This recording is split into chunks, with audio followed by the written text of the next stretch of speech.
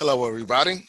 This webinar will focus on how to access your application on Sage and reviewing the grant guidelines. So the agenda for this webinar is, the Sage website. We're going to talk about the browser. We're going to again reiterate the peer review timeline. I'm going to go over the grant guidelines so you have an understanding of what you're scoring and when you're scoring it and where to score it. And then we're going to go live. Excuse me. Then we're going to go live onto Sage. So the Sage website is www.sage.nj.gov. That's www.sage.nj.gov.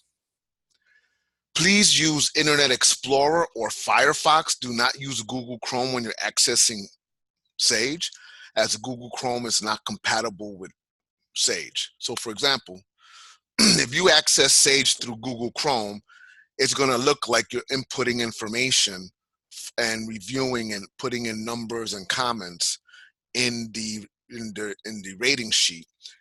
But when you save it and we get it at this end, it'll be a blank rating sheet. So you're going to have to do the work over again. So please, again, do not use Google Chrome, use Internet Explorer or Firefox. The peer review timeline. You will receive access to the application on Friday, November 8th. On Friday, November 2nd, all initial scores with comments must be completed and uploaded into Sage. On, what day is that? Tuesday. I think that's Tuesday, December 3rd, if I'm not mistaken. Tuesday, yes, December 3rd. Panel self-deliberations are conducted. Final scores, comments must be completed and uploaded into Sage. Now you need to contact us in order to schedule a Zoom meeting so that each panel can get some time to Zoom in. It can be in the evening, it can be on a Saturday. If you want to, you don't have to wait until the 3rd to self-deliberate. If you want to self-deliberate and get all your scores in anytime soon after November 22nd, that's fine with me too. All right. You just need to reach out to us and let us know when you want to do that so we can schedule a Zoom conference call. A Zoom meeting. The grant guidelines. All right. So this is the grant guidelines, right? This is the Department of State 2020 Complete Count Commission, DOS 2020 C3. C3 stands for Complete Count Commission. NP stands for nonprofit. It was due October 31st at 5 p.m. This is just a letter from the Secretary of State.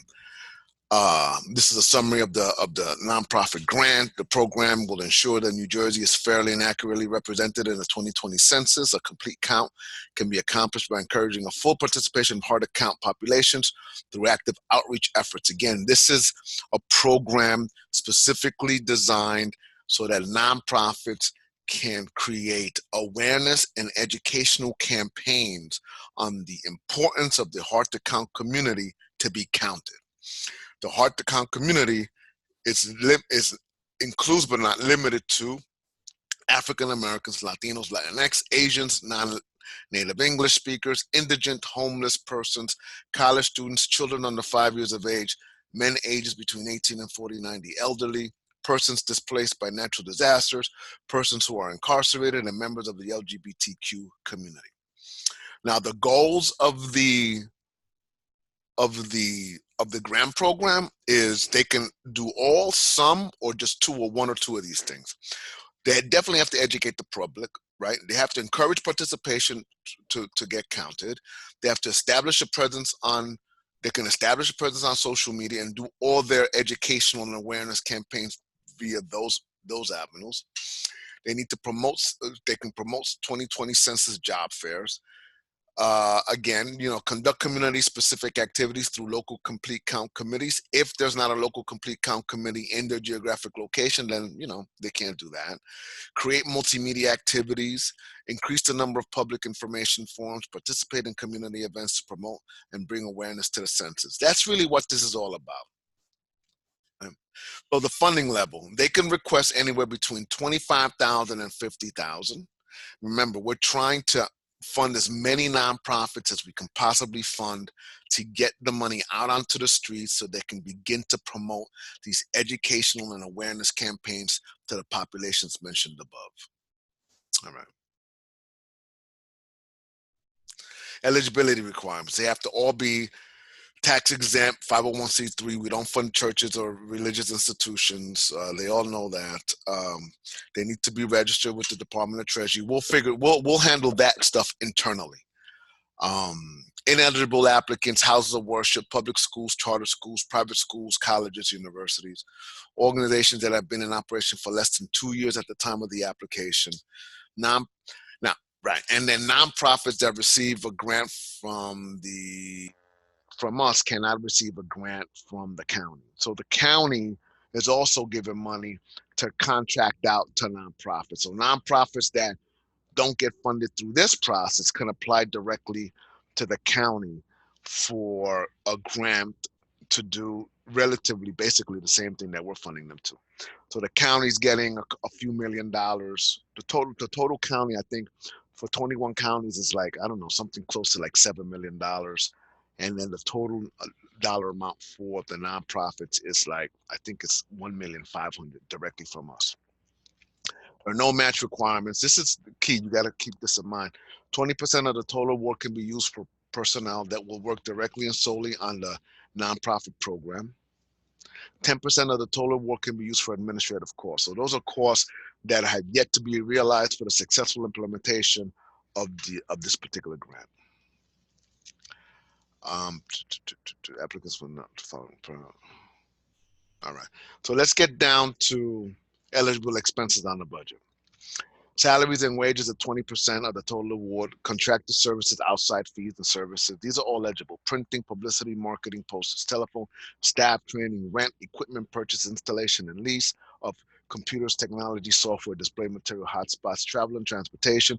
Fees associated with the use of space for the 2020 awareness and educational campaigns, insurance, planning for compliance with the American Disabilities Act, snacks, food and water, ineligible expenses, capital improvement, exterior maintenance, purchase of real estate, acquisitions of property, deficit and debt service, endowments, and any item not explicitly listed as an approved item is ineligible for funding. Review panels, a passing score of 70, anything 69 or lower will not be considered for funding. So you got to at least get a C, 70. D's don't get any love, right? All right. Application requirements. So this is what you're going to be reviewing. So in the project summary, we want them to indicate, and here's a scoring system on the right column. So they need to indicate the title of the project, indicate how the organization has been working and advocating for a complete count for the census, provide a detailed action plan to do so. If they don't have an action plan uploaded, don't worry about it. We'll work with them to get something together. Organizational capacity is 10 points. They need to indicate how the organization demonstrates that it has the capacity to advocate for a complete count, at the very least on a county-wide basis, or that it has in fact been operating in such a manner already. Statement of need, indicate why conducting an awareness and educational campaign regarding the 2020 census is necessary for the HTC community. You know, that's without saying, that's 15 points. Statement of collaboration, they should at least identify, I think it's 3 collaborating partners that the organization has worked with and or will work with in targeting the HTC community. You know, a collaborating partnership can be the local police department, can be a local college or university that's going to give them space to do these educational and awareness campaigns. Could be the local hospital, can be another nonprofit, can be a local business in the community that wants to, that sees the value in this. So whomever they identify as a partner is fine with us, so long as it makes sense. Project design, 15 points. Provide a detailed description of the organization's plan of action that's described in page 5 of this application. Upload the project logic model under required dependencies. So they have to upload a logic model. You're going to receive another webinar, the basics of logic modeling, that, you know, we need you to be able to look at the logic model and just make sure that it it aligns with what they're trying to say in the application. I know a lot of these organizations haven't really written logic models, so we want to give them some leeway. If they're within the ballpark, then let's we can work with them at this end. So long as they score 70 or higher, we can work with them on this end. Target population, of course, we know it's the hard to count communities. That's 15 points.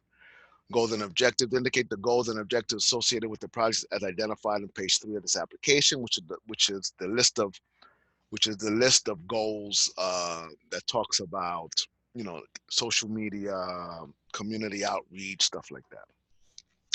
The evaluation component indicate how they will measure whether and to what extent the program success has been achieved. And then the budget. They need to complete all the budget forms in Sage. They need to be able to show that 20%. They don't need to use the entire 20%, right? It's available to them. Some of them will max it out. Some of them may only use 5. Some of them may not use any. Who knows? They don't need to provide a budget narrative. That should have been taken out. So don't worry about the budget narrative piece. Required appendices, that's internals to us, but this is where you would find the logic model for the hard to count communities areas identified. So you want to, make sure you go into the application and get that logic model and just review it. And the board resolution is internal. So that's really, in a nutshell, the grant guidelines. So this is a logic model. It's a real simple logic model, and we want to keep it really simple. So they would identify the HTC population that they would be targeting here. They would, in this column, they would indicate the resources that they're going to need in order to effectively outreach here. Now, these resources should be identified in the budget. I mean, it should. We hope it does. It is. If it's not, we can always work with them. If they score high enough, we can always say, okay, your resources should be this. Your budget says that. Let's have a conversation about that. With these resources, they should be able to do certain activities, which should be identified in the application, which are those educational and awareness campaigns. And based on those activities, what might be the outputs, how many activities, when are they going to happen, and what might be the outcomes, how many people attended the activities, were they able to educate the folks about the importance of the importance of HTCs getting counted, and what was the impact?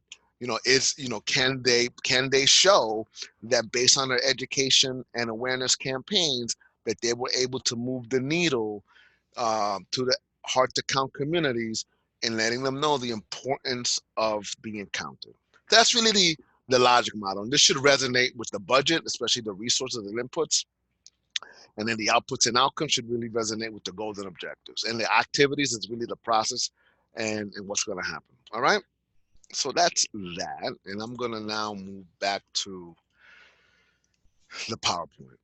So now, if you have any questions regarding, navigating through Sage or issues with Sage, contact Mookie. Her email is mukadas.ijaz@sos.nj.gov or call her at 609-633-0705.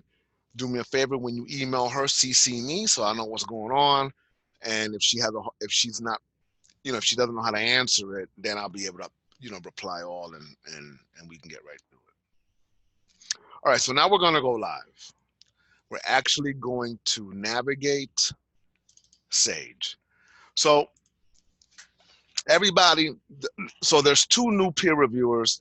They have their username and passwords. Everybody else your username is, the first letter of your first name and then your last name. And then if you change your password and you forgot it, what we want you to do is go to forgot username and password, click on that, and then enter your username. If you forgot, you can't forget your username because it's the first letter of your first name and then it's your last name. Then you enter the address and then you click reset my password. It'll be sent to the email that's registered on Sage. Here's the deal. When you go to your email and you get the new password, that is going to be the longest password you've ever seen in your life. So you're going to automatically think, let me copy and paste it into here, right? But if you copy and paste it into here, Sage isn't going to recognize it. So you have to manually input the password. So you got to put it somewhere, print it out, and then input it. And if you mess up 3 times, Sage is going to lock you out for like 30 minutes. So let's try to do that first time. So I'm going to go in, right?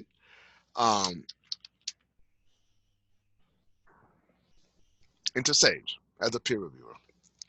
When you get into Sage, you're going to see My Tasks, and you're going to see this this this wording, these letters, DOS 2020 C3NP, right? And so you click on that, and all the applications assigned to you will open up. Now, remember, in my previous webinars, there was and you should get this. I think Mookie is going to email you the panel distribution where it states who's panel 1, who's panel 2, who's on panel 3, who's on panel 4, and then by the numbers, it shows you who are you going to be reading. Make sure that the numbers here, the last 3 digits, correspond with the last 3 digits under your panel in that PDF document, right? So once you get here, you're ready to start reading and rating, right? So you click on the name, which is you click on this DOS 2020 C3NP-061, which is Bergen County Volunteer Center. You click on that, and it brings you to the document snapshot page, right? So you can do one or two things. You can come to management tools and print out a hard copy version of the application. Now, mind you, when you click the hard copy version of the application, it's only going to give you the application. It's not going to give you the logic model. So I'm going to show you how to get the logic model. So after you print, if you want to print it, then you print it, and then you start reading and taking notes, or you can go form by form. So, you can go to profile. So let me show you how to get the logic model. You scroll all the way down to required appendices, and then you click on logic models. It'll pop up, and then you print it. You save it and you print it. Okay. So if you're one of those that like to read from a monitor, I can't do it because my eyes get blurry. Then you can go section by section, executive summary, organizational capacity, and then as you go section by section, you can print each section individually by going to Manage Tools, Create Full Print Version, and I think it can print just this. I might be wrong. I think it can, or maybe you have to right mouse click and click print. Right? If you don't want to do that, if you've done that, if you printed it, the hard copy, and you've got it, or if you'd rather go section by section, then when you're ready to rate, we want you to hover over forms, scroll down to rating sheet, and click rating sheet. Now, you want to make sure that the applicant name is correct, that the 3-digit number is correct, and it's in that list specifically attached to either panel 1, panel 2, panel 3, or panel 4, right?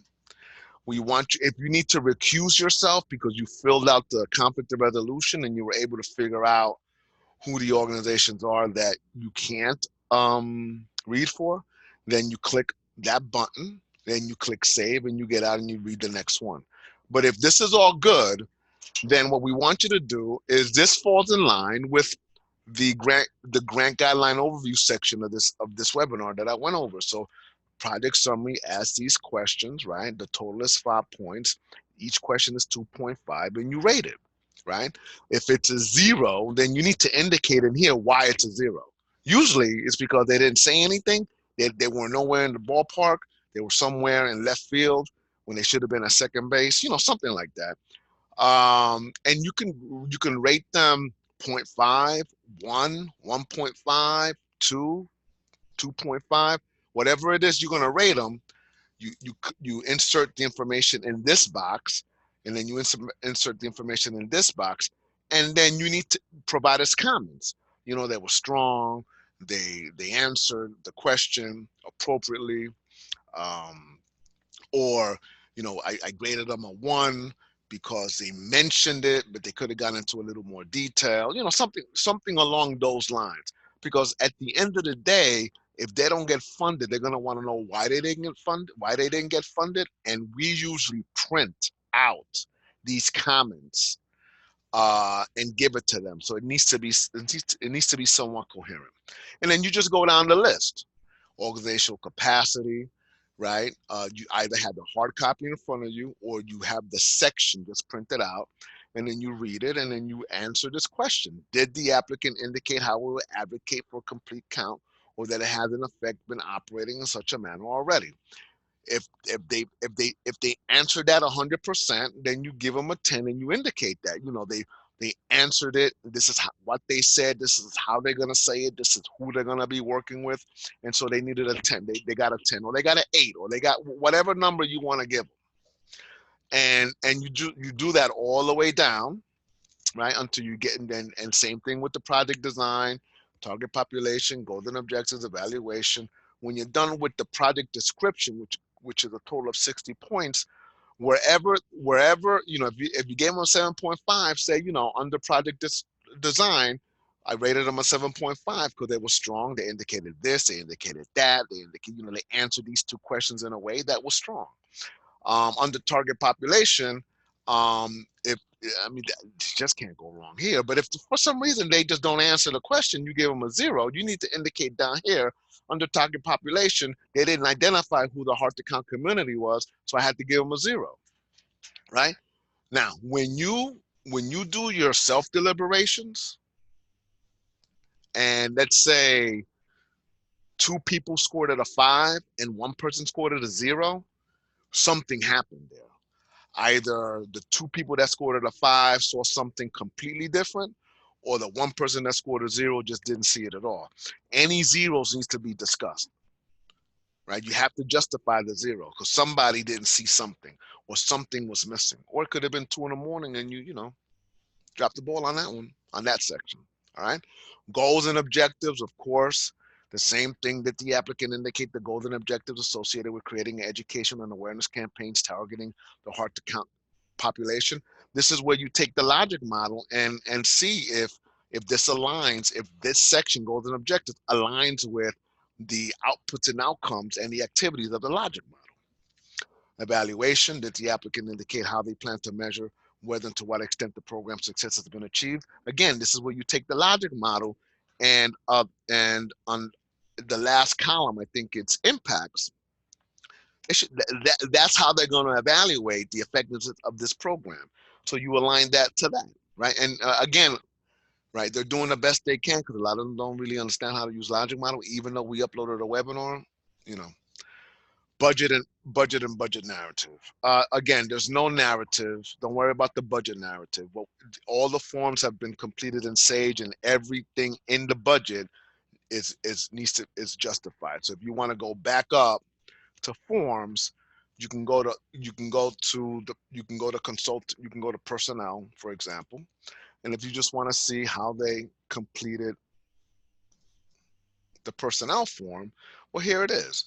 You know, the CEO is getting this, the manager is getting that, the program assistants are getting that. Did they use 20%, you know, of the total award in personnel? I don't think so. They're only using $9,921. If you go to other cost categories, for example, the reason we don't have them do a justification is because a budget narrative, because the justification is here, right? So, you know, does this make sense to you? And does this align with the resources that were written in the logic model? Does the logic model align to this? And does this align to the logic model, especially the resources column, right? So we're going back to the rating sheet. So let's assume that you've done all the ratings and you've completed, you came all the way down. You've completed the comments here. You wrote the strengths and weaknesses here for the initial scores, right? Then we want you to come to, if funding is available, do you recommend funding this applicant? For the initial score, for the initial scores, you either click yes or no, doesn't matter, right? You know, based on the total rating sheet, and then you go up to the top and you click save. Once you click save, you hardwire your numbers and your comments, and then when you deliberate, you'll be able to do the finals, the final scores, all right? Which would be these over here. When you're done with that, you go back out to the home page. You click the home button. I'm gonna say I didn't save anything, but remember, you always got to click save. You open up the drop down box and you go to the next organization and you just do the same thing for each organization. And all the scores have to be uploaded by the 22nd of November. The initial scores, anyway. Let me see if there's anything else I missed. No, there isn't anything else I miss. Hold on for a second. Let me.